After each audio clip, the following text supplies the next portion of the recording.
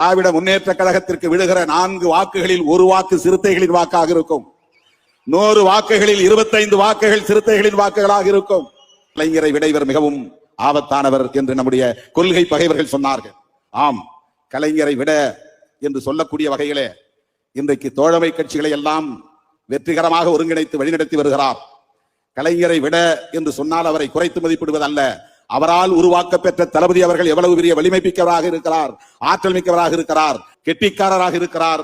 2026 சட்டமன்ற பொதுத் தேர்தலில் ஓரணியில் தமிழ்நாடு, அதுதான் திமுக அணியில் தமிழ்நாடு. மற்றவர்கள் எல்லாம் கட்சிகளாக இருப்பார்கள். ஆனால் இந்த அணி ஒட்டுமொத்த மக்களும் திரளுகிற ஓர் அணியாக, திராவிட முன்னேற்ற கழகத்தின் தலைமையிலான மதசார்பற்ற முற்போக்கு கூட்டணியாக, திராவிடியன் மாடல் என்று சொல்லப்படக்கூடிய இந்த அரசு மறுபடியும் மலரக்கூடிய ஒரு அணியாக அமையும். அதற்கு விடுதலை சிறுத்தைகள் உற்ற துணையாக தமிழகம் தழுவிய அளவில் இருப்போம். திராவிட முன்னேற்ற கழகத்திற்கு விழுகிற 4 வாக்குகளில் 1 வாக்கு சிறுத்தைகளின் வாக்காக இருக்கும். 100 வாக்குகளில் 25 வாக்குகள் சிறுத்தைகளின் வாக்குகளாக இருக்கும்.